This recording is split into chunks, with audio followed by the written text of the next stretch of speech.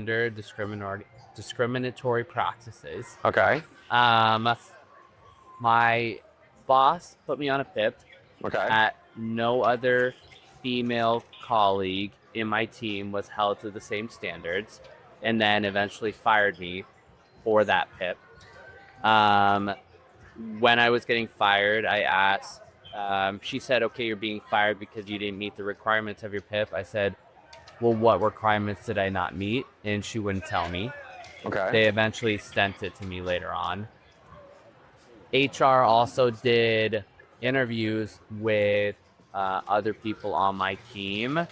Those other people also said that if we were held to that same standard, we would have been fired. And then the kicker is my boss, from the day that I was hired, divulged to another colleague that she has been upset since the day I was hired because my salary came in close to what she was making. So she's been upset since day one of me being hired at the company. Okay. Your other colleagues that were there, right? Yeah, they're all female. Yeah. Do they all have the exact same job description and duties? Yeah? Yeah. Okay. Did anybody explicitly tell you it was because you were male? No. You have no case. So the unfortunate reality is, I'm assuming this was an employment here in Georgia? Or Well, no, they are based in Missouri. where were you based? Okay. Yeah. So Georgia is an at-work state, right? Yeah. Which means it's an at-will and at-work state. So I can fire you at any time for any reason, no matter what I want, right? You come in one day and I just don't like your haircut. You come in one day and I'm like, hey, I need you to go mop the floors. You're like, but I'm a coder. And I go, today you're mopping floors. And you say, no, you're out of here. I don't actually need a reason to fire you, right? Yeah. So it might not seem fair for me to want you to work 9 hours a week and no one else on your team has to work 9 hours, right? Your salary, you work the hours I tell you to work, right? If I want to give Carol a day off and I don't want to give you a day off, I don't have to, That's fair. right? Yeah.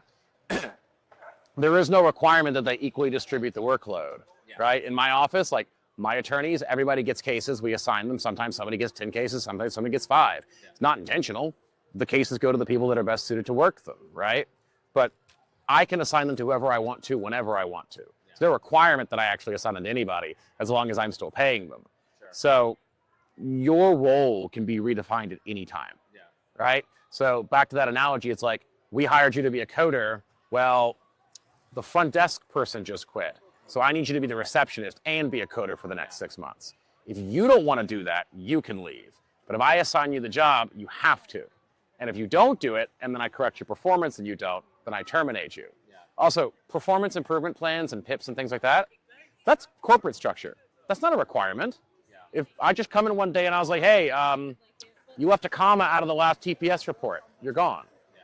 So unless they explicitly stated that it was based upon like a protected class, so like race, ethnicity, gender, sexual orientation, Yeah. unless they were like, listen, we're tired of all the queers here, we're tired of all the straights here, or we don't like you because you're a man, Yeah.